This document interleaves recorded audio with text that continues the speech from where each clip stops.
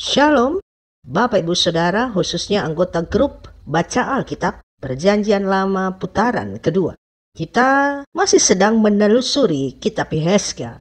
Dan kali ini saya mengajak Bapak Ibu Saudara untuk mari kita simak salah satu perkataan Tuhan Allah yang disampaikan melalui Nabi Yehezkiel kepada umat Israel yang berada di Yerusalem. Perkataan Tuhan yang sekaligus menjadi jawaban atas pertanyaan banyak kita, yakni mengapa Tuhan? Mari kita baca Yehezkiel pasal 14 ayat 23 khususnya bagian B. Bukan tanpa alasan ku perbuat segala sesuatu yang ku perbuat atas Yerusalem. Demikianlah firman Tuhan Allah. Konteks perkataan Tuhan ini mula-mula ditujukan kepada umatnya yang ada di Yerusalem. Kalau mereka menyadari diri mereka, mereka tidak perlu bertanya mengapa hukuman Allah diancamkan kepada mereka melalui Nabi Yehezkiel. Sebab apa yang Tuhan rancangkan atas mereka, yakni hukuman, itu dilaksanakan Tuhan bukan tanpa alasan. Tuhan begitu marah kepada umatnya Israel karena perbuatan-perbuatan keji yang mereka lakukan. Jadi Tuhan tidak melaksanakan hukuman tanpa alasan. Tuhan tidak melaksanakan hukuman itu dengan semena-mena. Seakan tidak ada dasar untuk Tuhan melakukan itu. Ada alasan, ada dasar, ada sebab, ada akibat. Dan itu yang harus disadari oleh umatnya. Bapak, Ibu, Saudara, dalam perjalanan hidup di dunia ini, terkadang kita bertemu dengan kenyataan yang tidak menyenangkan, bahkan buruk, yang membuat kita bertanya kepada Tuhan, mengapa? Memang tidak selalu dan tidak semua apa yang terjadi di hidup kita ini disebabkan oleh diri kita sendiri. Ada kisah Yusuf yang paling jelas bicara tentang hal itu. Bagaimana kesesakan menimpa hidupnya bukan karena kesalahannya sendiri, tetapi oleh kesaliman saudara-saudaranya. Mereka lah yang berniat jahat terhadapnya. Menjual Yusuf, kemudian Yusuf berada di rumah Potifar. Di sana ia difitnah oleh istri Potifar, ia dipenjara. Bukan sederhana kesesakan yang dialami oleh Yusuf bukan karena kesalahan dia sendiri. Tetapi itu terjadi. Ada kisah lain juga tentang Ayub yang jelas-jelas Tuhan sendiri mengatakan bahwa tidak ada alasan untuk mencelakakan Ayub. Ayub 2 ayat 3. Di situ Tuhan berkata, ia tetap tekun dalam kesalehannya meskipun engkau telah membujuk aku melawan dia untuk mencelakakannya tanpa alasan. Kepada Ayub, nyata-nyata Tuhan Allah mengatakan tidak ada alasan untuk menderitakan dia sedemikiannya. Sebab Ayub dikenal adalah orang yang saleh, jujur, takut akan Allah. Tetapi ia mengalami apa yang tidak menyenangkan, buruk bahkan, menderitakan. Jadi sebenarnya kalau yang buruk terjadi di hidup kita, tinggal kita merenungkan saja. Apakah kita ini seperti umat Israel yang memang punya salah? Sebab jangan juga kita ini merasa diri seperti Ayub. Yang kata Tuhan tidak punya alasan dari diri Ayub sendiri. Kadang-kadang kita ini juga, mohon maaf, sok Ayub.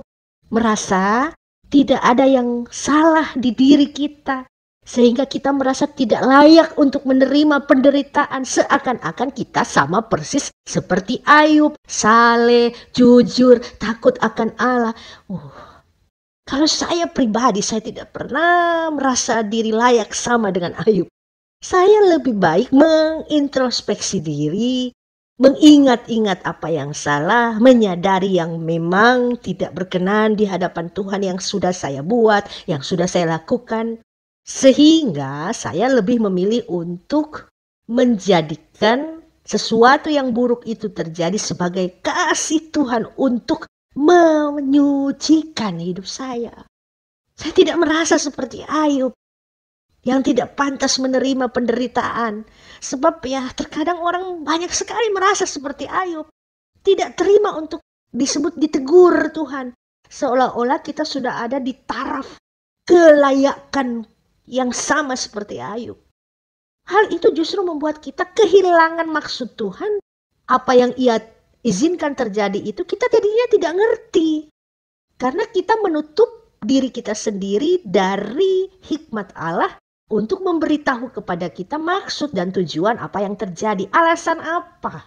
Gitu loh.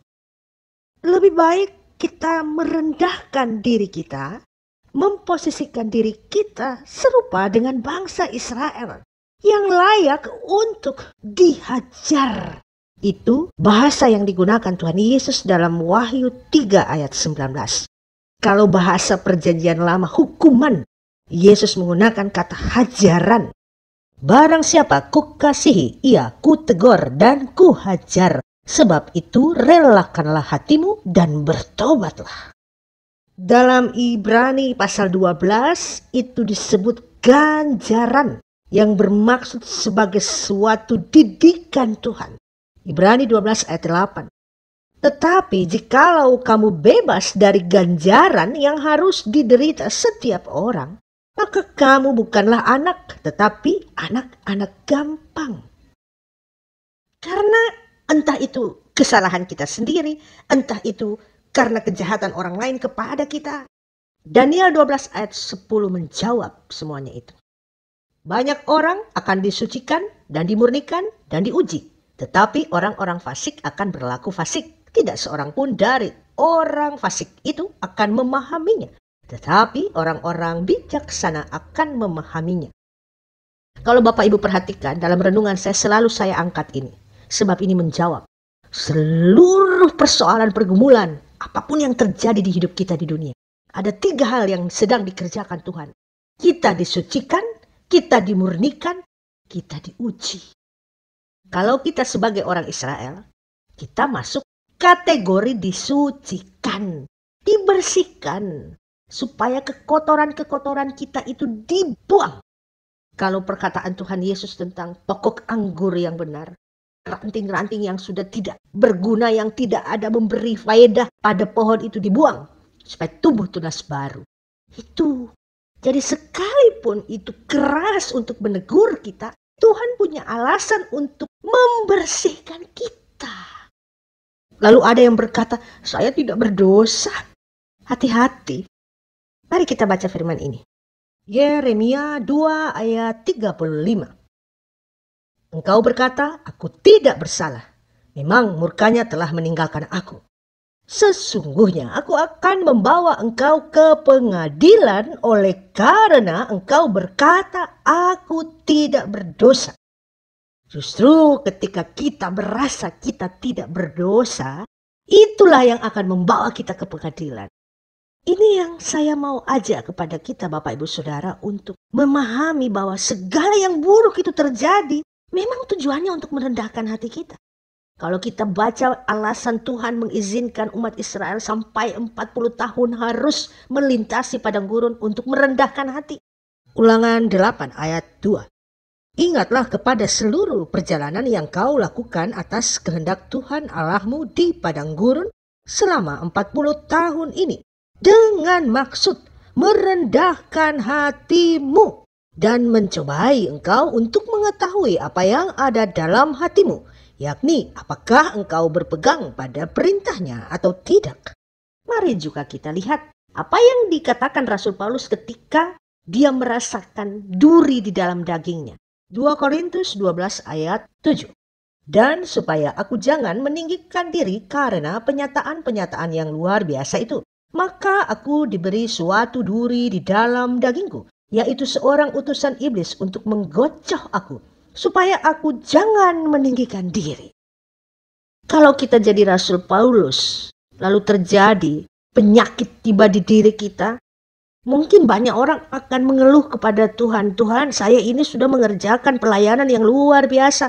Kenapa saya masih sakit ya? Seakan tidak mau menerima yang buruk karena merasa diri telah melakukan yang baik dan benar. Bapak Ibu Saudara, ada catatan penting dari kisah Ayub yang harus kita ingat dan camkan. Apa yang terjadi pada diri Ayub menyatakan hikmat Allah bahwa kebenaran kita tidak dapat mengancam Allah untuk tidak melakukan hal yang buruk atas diri kita. Kebenaran kita tidak dapat membuat kita mengatur Allah. Tuhan punya hak atas semua yang Ia ciptakan, apa yang Ia mau lakukan. Kebenaran kita tidak pernah dapat mengancam Tuhan. Karena kalau kita ini merasa tidak layak untuk menerima itu, kita akan jadi sama seperti salah satu penjahat yang disalib bersama Yesus di Bukit Golgota. Yang satu merasa tidak pantas untuk dihukum. Yang satu tahu diri hukuman itu layak baginya.